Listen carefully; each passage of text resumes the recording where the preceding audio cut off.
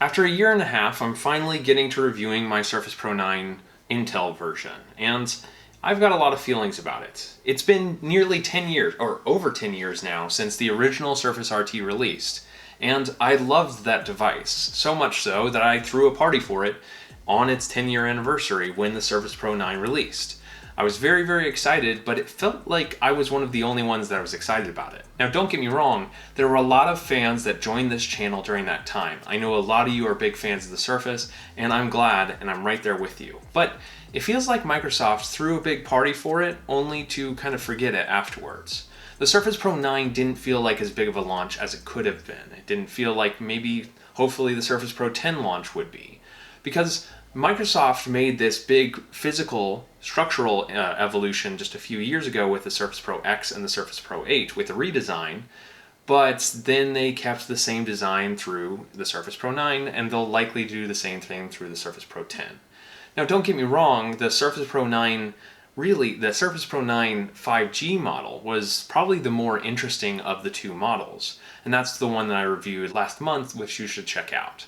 But it's not really as impressive as it should be. In my mind, for most people, the Intel model of the Surface Pro 9 is still the model that you should go with, especially if, like me, you're a Surface fan. But just how good is this device, and does it warrant an upgrade over the Pro 8 or Pro 7? Let's talk about it. This is InnoIso, and this is finally the Surface Pro 9 Intel review. In terms of design, I still love this design. Yes, it is a little bit less industrial than the former design of the Surface Pro 7 and prior, but this new smooth, sleek design feels like a good evolution. So if you're still hanging around on those older models, then this will certainly be an upgrade. Now, one downside to this new slimmer design is, unfortunately, the port options are not quite the same as they were before. Beforehand, having a USB-A was kind of my go-to. It's one thing that I especially loved about the Surface line since it included it from the very beginning. Now, that USB-A is gone, and has been for a couple of years now, and so we're stuck with two Thunderbolt 4 ports on one side and the Surface Connect port on the other side. In my mind, it feels like the Surface Connect port should be the next one to go. Some of you probably still have Surface docking stations, and you appreciate the Surface Connect port. Some of you might like the MagSafe-like connectivity, the magnetic connectivity of the Surface charger. And I understand that. But for me, considering I have universal chargers with USB-C and a universal docking station with USB-C, I am 100% USB-C and Thunderbolt 4 all the way. I would love to be able to charge and dock my Surface Pro 9 on the right side of the device, which is why I would really prefer a dedicated Thunderbolt 4 port over there. The other port that I'd like to see is an SD card reader. Now, maybe just a micro SD card reader considering how slim and small this is, but it feels like more and more devices, even premium devices, are starting to include SD card readers. And that's great for creators like me who need to quickly offload their SD cards. It's on the MacBook Pro line, it's on the Dell XPS line. It's nice to have. Now, if you're familiar with Surface devices, then you know how good the displays are. Now, this has up to 120 Hz refresh rate display with an incredibly high pixel density, more than I think most people will need. In my mind, 1080p displays on this small a device really aren't the end of the world, but if you do like the extra pixel density, this falls somewhere between 2 and 4K, which is nice. My experience, I've cranked it up to 120 Hz, but in most daily use on this smaller display, I don't really notice the big difference of the 120 Hz refresh rate. It's good, it's nice to have, but in most cases you're not going to be gaming on this device, so chances are you are only going to benefit from the 120 Hz when navigating, and especially when you're swiping through menus. That's when I tend to recognize it at all. Now, at the time when this display, or most Surface displays, were announced, they were really high quality displays, but I've started to see them start to get passed up with other models on the market. The Dell XPS 13 Plus that I reviewed last year had a micro OLED display, which was gorgeous. The Dell Latitude 9440 that I reviewed this year also had a micro OLED display, which was incredible. A lot of the Samsung laptops that I reviewed, like the Galaxy Book 3 Ultra that I'll be reviewing here soon, also has an OLED-based panel, which is very, very, very pretty to look at. And by comparison, now looking at the Surface Pro's display, it's starting to look a little bit less vibrant. Now, in most daily use, that doesn't really bother me, but anytime that I'm watching content that I'd like to get a good viewing experience, I do notice the difference. The glossy panel, and since it is a tablet, leads to a lot of fingerprints being on display, which means I often have to wipe it off. But I do find that Microsoft's oleophobic coating on the surface of the screen does tend to be a little bit better than most other touchscreen devices, so I don't see fingerprints quite as frequently as a lot of those other touchscreen devices. In terms of the capability and specs, my model finally has a Core i7 12th generation processor, 16 gigs of RAM, and while it came with 256 gig SSD, thankfully I was able to simply just pop open the back port, drop in a terabyte SSD, reinstall Windows, and then I was off to the races with substantially more storage. This is a feature that every single laptop should include. I know that I've preached that over and over again. It's very, very nice to have, but a lot of the reasons why they don't is for space, for warranty, and for money. Now, it's very nice that Microsoft included it, and it's very, very easy to upgrade, and you should watch one of my upgrade videos if you want to see how to upgrade yours yourself. Unfortunately, you'd have to have a Surface Pro 8 or a Surface Pro 9 in order to do so. I heard a lot of you talk about in my Surface Pro 8 video, going with 8 gigs of RAM was a very, very poor decision. I had gotten the base model and I paid for it in many ways, but I decided to go for 16 gigs here. And generally, the extra RAM has really yielded an additional amount of performance. The i7 processor in this is very, very capable in most cases. I've been able to totally edit videos in 4K in Premiere Pro, which is just what I need. Now, I have started upgrading my workflow to be substantially more tasking, running many different applications at the same time, and actually building many different applications using code at the same time, which has started to kind of reach the limit of what the Surface Pro 9 is capable of, even the i7 model that I have here. So I've started to really hope or wish for a higher capability processor that you'd see in a more substantial build. Unfortunately, the thermal constraints of the Surface Pro 9 are really holding it back, which is to be expected considering just how small and thin it is. I wouldn't mind having the device be a little bit thicker, more similar to older Surface Pro devices, in order to have a more substantial cooling solution. This does have a decent amount of cooling with a fan that in many cases can be very audible if you are really pushing it to its limits. For example, I've often recorded high quality audio, and as I'm recording audio using a high quality microphone, it unfortunately the fan starts kicking in, which is obviously tough with high quality audio. I unfortunately had to move on from this for that reason. After using the XPS 13 Plus with the Core i7 13th generation, and after using the Dell Latitude 9440 with the Core i7 13th generation, granted those are higher wattage chips, I've been babied a little bit. I've been spoiled, and going back to this does feel like a step down. Now we'll see where the next generation of the Surface Pro lies, and hopefully it will hit a substantial improvement.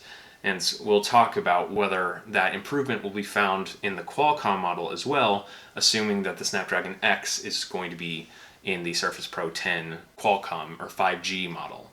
But in my mind, there's a pretty substantial amount of additional processing that could be leveraged in the Surface Pro 10 that I'm hoping to see. Now, a lot of the features of the Surface Pro 9 5G model unfortunately did not make their way over to the Surface Pro 9 Intel model.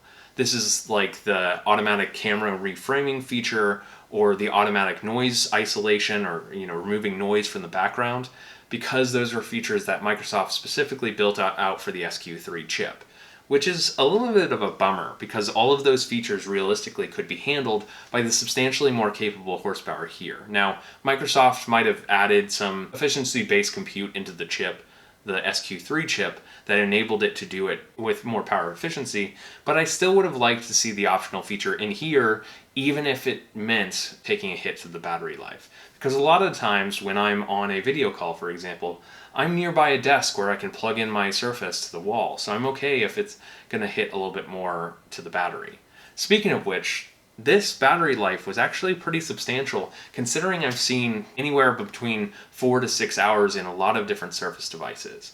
My screen on time for this device was closer to 6 to 8 hours depending on what I was using it for. That is impressive, and I've found that using this device throughout the day is a pleasure to use. It's not nearly as battery draining as a lot of the Surfaces that I've used in the past. Now I'll admit, I am a huge Surface fan, and there are a lot of different Surface devices that I still want to try, like the newest Surface laptop or the Surface Studio 2. But in my mind, the glimmer and shine of Surface devices is starting to wane a little bit. You see, I have always loved Surface devices, and a lot of times it's driven by Microsoft's ability to just build something that's completely unique. But since the Laptop Studio, there really hasn't been that unique of Surfaces for quite some time.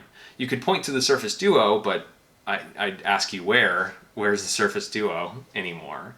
It seems like Microsoft slowed down to a little bit more consistent of a release cycle, more in line with a lot of other manufacturers. And maybe the shine of and the newness of what Surface was might go away with Panos Panay's departure from Microsoft. Panos largely was this figure that drove the Surface brand forward and drove what felt like a lot of the innovation. But with him not around, I'm not sure if they will continue to build these very innovative products.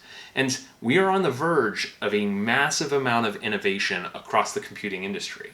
We not only have AI on the way, starting to be integrated in real devices, but also we have foldable devices, which even though early representations of foldables on laptops are still a little bit mixed, I still think there's a very natural opportunity to start producing foldable tablets and laptops, and I would love for those devices to run Windows. But it doesn't seem like Microsoft's really tailoring Windows for those type of devices. Really, Microsoft's been pushing Windows in the direction of AI. AI features in laptops are bound to be incredible. The most important part of AI in a laptop is the ability to run offline models without having to ping internet-based APIs, web-based APIs, in order to get feedback. That's going to be huge. It's going to be huge for gaming, for productivity, for content creation, for anything. And Microsoft seems to be pushing very hard in that direction. But they don't really seem to be differentiating Microsoft's Surface products for Windows apart from other devices that Windows is run on. Other devices seem to be getting the exact same features. Now, maybe some of the features that are specific to what will be running on the Qualcomm-based Snapdragon X-based chips, maybe that will, pose some additional features, and manufacturers might very well be competing on these AI-based features. Dell's already started to integrate some of them. I know that just about every single laptop manufacturer announced AI-based features at CES, but we still need to see whether those will actually yield any true benefits. And Microsoft doesn't really seem to be posing the Surface as an AI-focused device, apart from the few features that we saw on the Surface Pro 9 5G model. We'll see what happens with the Surface Pro 10.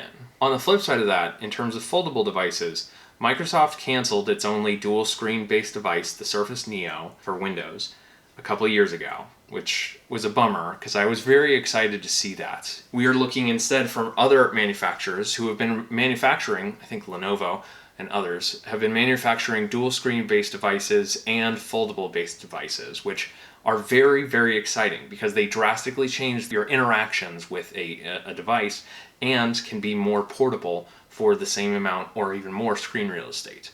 I know that not everyone's really bought into the foldable hype, but I am 100% bought in. After using foldables for the last 5 years, it is absolutely the go-to solution for me for any sort of mobile computing. And if I had a foldable tablet that could fold out into a laptop or anything like it, it would be excellent. I wish Microsoft had launched the Surface Neo. Even if it was a little bit of a buggy mess, it would have been an incredible device to use. And I wish I could see a prototype even. Just hold a prototype in my hand. But unfortunately, in the near term, that's not going to be the case. Microsoft does not feel like they're cutting edge anymore. It feels like they are more along the lines of just about any other manufacturer, which is a bit of a bummer. Maybe as a Surface fan, you personally disagree. The Surface Pro 9 to me is just a great example of that point though. It is an incredible device. I still love it as a compact desktop style, like a portable desktop on the go. It is an incredibly capable device that can do things that much larger devices struggle to do.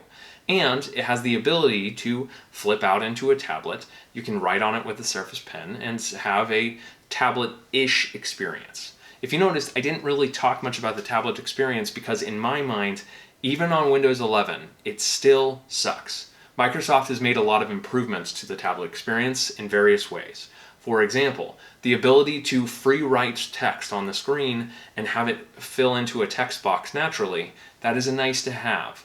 But in general, the fact that I open up a web browser and I tap in a text field and the on-screen keyboard still does not pop up even in tablet mode, which doesn't exist anymore, that keyboard doesn't pop up, and so the tablet experience still sucks. It hasn't changed substantially with Windows 11 versus Windows 10, and so this is a tablet, technically, but I wouldn't choose it over just about any other tablet on the market for tablet computing. For laptop computing, it is by far the best tablet on the market, and it is clearly a bigger competitor with MacBooks, Dell XPSs, HP Spectres than it is with iPads or Samsung Galaxy Tabs. That's my experience. If you liked this video, then please subscribe.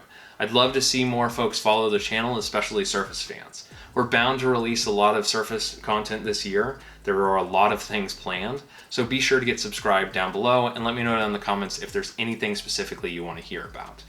Speaking of which, if you've had experience with Surface Pro 9 or you are considering it, let me know down in the comments what questions you might have or what feedback you might have, and I'd love to hear that too. Thank you for watching InnoIso, and I'll be sure to catch you in the next one. See ya.